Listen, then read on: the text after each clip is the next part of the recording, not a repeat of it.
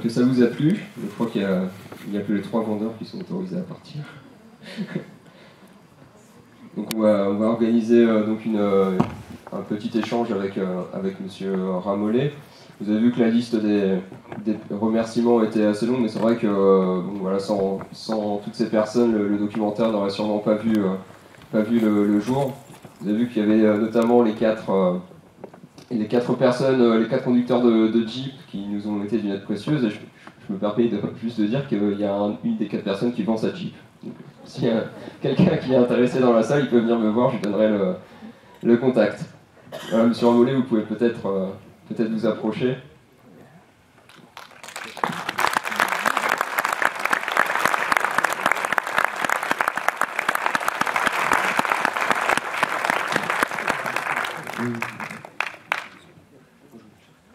Donc, vous pouvez lui poser des questions. Je vais juste poser la première peut-être pour lancer les échanges.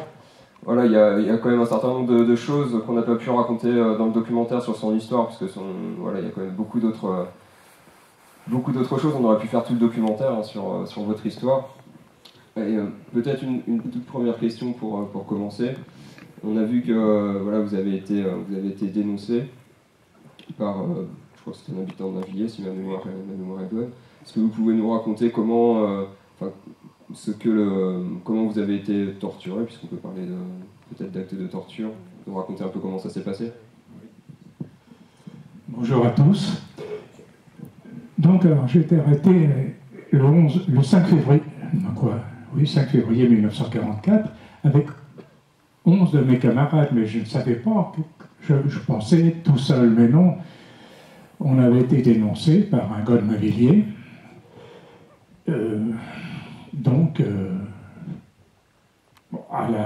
Tout de suite, on s'est retrouvé à la guerre. Place des Épargnes, où il y avait l'Hôtel de France. Maintenant, c'est comment ça s'appelle, où il y a les commerces, là, qui fait l'angle, là. Oui, la galerie, la galerie. Donc. Et là, c'était la Gestapo, là. Il y avait des grands drapeaux nazis, quoi. Et alors, donc, on est arrivé là. Mais on savait pas qu'on était là. On était menottés, les mains dans le dos, avec les menottes. Et puis, bon, il y avait un Allemand qui était là, un gros mec, qui était assis. Et il fallait qu'on s'approche de lui. Et il commençait par nous taper dans l'estomac. Ça nous remontait. Ça nous redescendait, puis ça durait un petit moment comme ça, et puis chacun son tour, il n'y avait pas de jaloux. Et on a été à la prison de Chartres, on a été tout de suite à la prison de Chartres. Moi j'étais, par hasard, je ne savais pas pourquoi, d'ailleurs j'étais pas en prison, j'étais dans un mitard, c'était une pièce toute seule, pas de fenêtre, rien, et toujours monotée, et la gueule en sang. Excusez-moi, la figure en sang. Pas bien du tout. Bon, enfin, j'ai réussi à remonter les menottes, et puis bon, je pouvais plus m'essuyer. Et après, je me suis retrouvé le lendemain dans une cellule avec 3 autres personnes, mais c'était pas mes copains. Et après, on allait aux interrogatoires, rue des Vieux Capucins. Alors là, ça durait des heures et aussi des coups sans arrêt. Et au bout d'un petit moment, on était condamnés à mort. Chacun notre tour, on est passé devant un tribunal, il y avait 3 officiers allemands, et vous êtes condamnés à mort. Alors là, je vais vous dire que ça fait drôle. Hein. À 18 ans, on s'y attendait, on savait qu'on risquait notre vie. Mais quand ça y est, ça fait peur, hein, c'est pas drôle. Bon, et puis alors donc, on s'est retrouvés tous les 12 dans une énorme cellule, dans une grande pièce à la prison de Chartres, où il y avait des Français, mais des gens, des hommes, qui n'avaient rien fait, mais qui étaient là comme otages. Donc, s'il y avait eu des vacheries de fête aux soldats allemands en ville, ces gens-là qui n'avaient rien fait, ils étaient arrêtés et fusillés. D'ailleurs, on s'est retrouvés, après, j'ai eu l'occasion de revoir des gens qui avaient été pris comme otages. Alors les otages, là, c'était des otages qui allaient mourir, c'était pas des otages qui avaient 2 heures de retard dans les trains. Bon, si vous voulez continuer. Vous avez des questions à poser, messieurs, dames? Ah, je voulais quand même vous dire, ça j'y tiens absolument. Tout à l'heure, quand les femmes nous ont chanté Ce n'est qu'un au revoir, elles sont parties encore une journée. Nous, on était 5 jours dans le train. Ces dames ont été 6 jours. Et elles sont arrivées à Ravensbrück. Bon, elles sont venues, il y en a qui sont venues, et sont parties à 150 femmes. Elles étaient 150, et sont revenues 17. 150 partis, revenus 17. Tout le reste était mort. En camp de concentration. Voilà. Est-ce que quelqu'un veut poser une question? Êtes-vous retourné en Allemagne? J'y suis retourné 2 fois, oui. J'étais avec mon fils il n'y a pas longtemps. Mais j'étais très long avant de me décider. Mais j'ai revu le camp de Buchenwald, oui, qui ne ressemble plus du tout à ce que c'était à mon époque. Mais, vous savez, c'est incroyable. Quand on est arrivé là de Weimar, le train qu'on arrive à Buchenwald, c'est-à-dire, vous ne savez pas que ça s'appelait Buchenwald, les pendus qui étaient là, et surtout également des gens qui étaient là, qui étaient habillés en rayé, mais qui tenaient plus debout, ils marchaient, c'était des fantômes. Nous, on se demandait, qu'est-ce que c'est ces fous-là? Eh bien, on est devenus des fous comme ça, nous, plus tard. Quand je suis rentré, oui, je peux peut-être en parler à la maison. Oui, ça abrège beaucoup de choses. Quand je suis rentré à la maison, mes parents avaient été avertis par un télégramme. Henri rentre par le train de telle heure à la gare de Chartres. Donc avec mon copain, j'avais retrouvé un copain de Mainvilliers. On a pris le train à la gare de Montparnasse, bien sûr. Puis j'avais ma veste rayée. On monte dans le train, on monte dans un wagon. Et puis il y avait des gens là déjà. Quand ils nous ont vus, qu'est-ce que c'est que ça? Bon, ils nous ont posé des questions. Bon, tout allait bien, le train est parti. Et le contrôleur est arrivé. Il y a un contrôleur qui est arrivé. Il regarde nos billets. Nous, on avait des billets de 3e. Et on était en première. Alors il fallait qu'on s'en aille. Et ce sont les gens qui étaient là dans le wagon qui n'ont pas voulu qu'on parte. Mais nous, on avait été habitués pendant 1 an à obéir. On partait. Bon, enfin bref, on arrive à la gare de Chartres. Quelques papiers à remplir, et puis je pars. Et je rencontre papa. Je l'entends encore. Il me dit, mais c'est mon fils. Il ne me reconnaissait pas. Pour une bonne raison que vous allez comprendre tout à l'heure. Puis, moment arrivé aussi, bon, alors je vais vous dire qu'on était plutôt heureux. Ils ont fait venir tout de suite un toubib de la rue de Grand Faubourg, qui est venu quelques heures après à la maison, qui m'a ausculté. Il me dit, quand tu pourras marcher, tu viendras dans mon cabinet. Alors, donc, dès le lendemain, avec papa, bras dessus, bras dessous, il m'a emmené rue de Grand Faubourg. Il m'a passé la radio. Il avait une radio, il y avait une radio. Et puis, il m'a pesé. Parce qu'on n'avait pas de balance à l'époque. Hein. Chacun, lui, il en avait une bascule, là, avec un curseur qu'il fallait régler. Je pesais 36 kilos, 1m82, 36 kilos. C'était pas surprenant, papa et maman ne m'avaient pas reconnu. Donc, il passe la radio, tout ça, parce que, petit détail, j'avais été opéré d'une pleurésie purulente à Buchenwald. Pour être opéré comme ça, il faut couper une côte pour passer un train en caoutchouc pour éviter, excusez-moi, pour évacuer le pus que j'avais entre la plaie et le poumon. Mais j'ai été opéré sans être endormi, il n'y avait rien. Il n'y avait rien. Et j'étais assis sur une table, tout simplement. Le type était derrière moi, enfin le type qui m'a sauvé la vie. Et il y avait 3 personnes avec moi, il y en avait qui me tenaient les jambes, qui me donnaient les bras, pour que je ne bouge pas.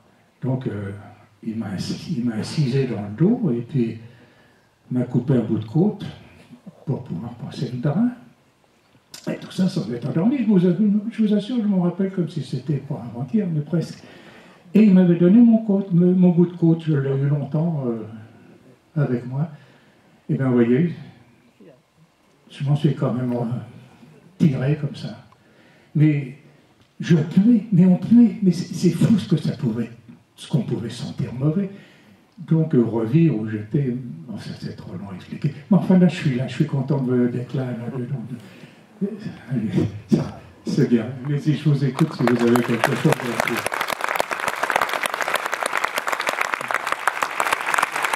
Oui, je suis content de vivre. Hein. Je vais dans les lycées, dans les collèges, quand on me le demande, je ne m'impose pas. Et je leur dis aux jeunes, j'ai dit, il faut s'accrocher, il faut jamais dire non. J'y arriverai pas, il faut y arriver. Et la preuve, c'est que j'y suis arrivé.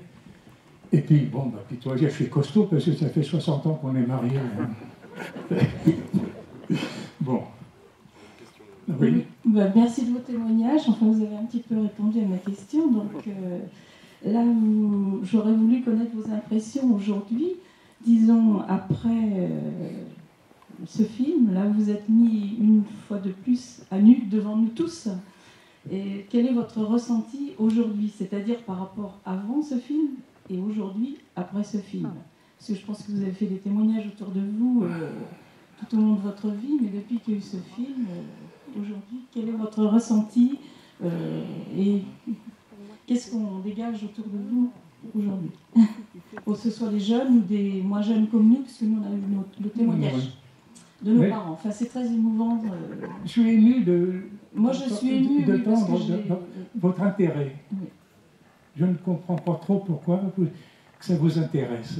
Ben, écoutez, moi, je suis une génération où on a des papas qui ont votre âge et on a entendu ces discours un petit peu ou prisonniers ou dans des camps. Enfin, voilà. Donc, c'est pour ça qu'on n'est pas insensible. Oui. Voilà. On connaît un petit peu, enfin, une histoire de chacun quelque part. Oui. Moi, je sais bien que ça me fout en l'air quand je vois ça. Hein, puis même m'en parler. Ben, oui, j'ai eu l'occasion de vous observer puisque vous étiez là et c'est vrai que c'était là peut-être pour ça aussi. Non, je pense, mais ces femmes-là, ce courage, ça me fout en l'air à chaque coup. Donc, est-ce qu'il y a une différence avant ce film et maintenant par rapport à votre ressenti et des gens autour de vous? Non. C'est drôle ce que je ressens. Je suis heureux. Je suis heureux de vivre. C'est tout. Je peux rien vous dire d'autre. Je suis heureux de vivre. Excusez-moi. Et puis bon, puis je suis bien tombé avec mon épouse. Enfin, elle est bien tombée. Et non que... Voilà. Il y a une question par ici. Mais moi, je peux répondre à votre question. Vous vous demandez quel intérêt on peut avoir à être là. Mais je crois que vous faites partie des gens qui nous montraient que la liberté, elle a un prix, et que ce prix-là, ben, il faut le payer d'une manière ou d'une autre. Vous l'avez payé très durement. Oui. On le paye aujourd'hui en essayant de construire l'Europe qui nous permet d'échapper à ces problèmes-là depuis 60 ans. Et je pense que l'intérêt qu'on a aujourd'hui à être là, c'est de se rappeler comment ça peut être différemment de l'Europe, par exemple. Ah, c'est pas facile à répondre, ça.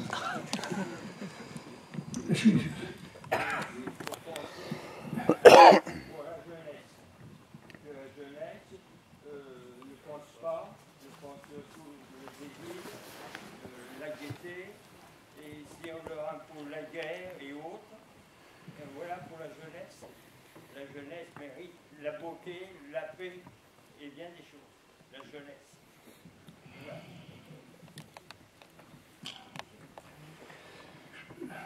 Il y a une question. je sais pas comment, je sais pas quoi répondre. C'est pas une question en fait, c'est juste oui exactement, vous demandez pourquoi vous êtes là et pourquoi c'est vous qui êtes fiers en fait que nous soyons présents, mais c'est parce que grâce à vous on ne peut pas oublier. Non. On peut pas oublier, ce que vous êtes capable de faire. Malheureusement, je suis d'une génération beaucoup plus jeune. Vous êtes mon grand-père, ou même peut-être plus. Oui. Et moi qui n'ai pas eu la chance de connaître mes grands-parents, j'étais révoltée quand j'étais en cours, qu'on ne puisse pas écouter ce que les gens avaient vécu et qu'on ne s'y intéressait pas, etc. Et de voir des gens comme vous qui êtes capables, qui avez vécu ça et qui êtes capables d'en reparler, de témoigner. Et vous nous dites merci à nous, alors que c'est nous qui devrions vous dire merci et prendre l'exemple et dire ce que vous avez vécu. C'est vous et vos camarades, on ne doit pas s'y arrêter, on devrait en prendre exemple tous les jours et se dire oui, il y a plus à faire, il y a encore plus à faire. Vous savez, je suis là parce que M. Massot a insisté. Je peux dire que il y a 5-6 ans, j'en parle, c'est tout. J'étais 55 ans sans en parler de la guerre. Papa, mes parents, moi, ne parlaient pas de la guerre. Ils ne parlaient pas de la guerre, alors pourquoi que nous, que j'en parlerai? J'ai eu beaucoup d'amis qui ne savaient pas que j'avais été déporté. Des amis, et puis des collègues de travail, ils ne savaient pas. Bon, ben, c'est parce que des gens comme M. Massot ont insisté pour que j'aille dans les lycées et dans les collèges pour en parler. Mais je ne voyais pas l'intérêt pour les autres. Mais je suis bien content que les gens soient intéressés. Hein. Surpris, mais content. Si vous êtes notre mémoire, vous êtes notre mémoire. Oui, surtout que sur les 12 qu'on était, je suis le dernier. Hein. Je suis le dernier des derniers. Vous connaissez vraiment le nom de la personne qui a arrêté? Oui, je l'ai su, on l'a su. Et cette personne-là, qui s'était infiltrée dans notre groupe, était pour les Allemands. Elle était pour... Parce que mon frère était avec vous. Oui. Avec Elva. Et votre frère, c'est... Roger de Tournai. Ah oui, bien sûr. Bien sûr. Et ça m'a fait beaucoup. Ah oui. J'ai partagé votre... mais là aussi. Mais avec vous, il est revenu aussi. Oui, je sais. Je veux bien qu'on arrête.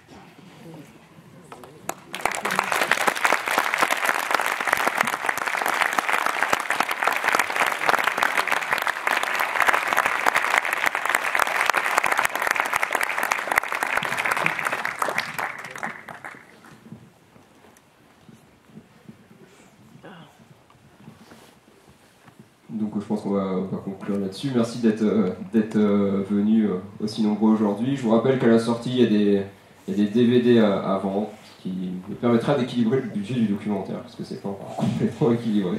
Donc je compte sur vous, merci beaucoup.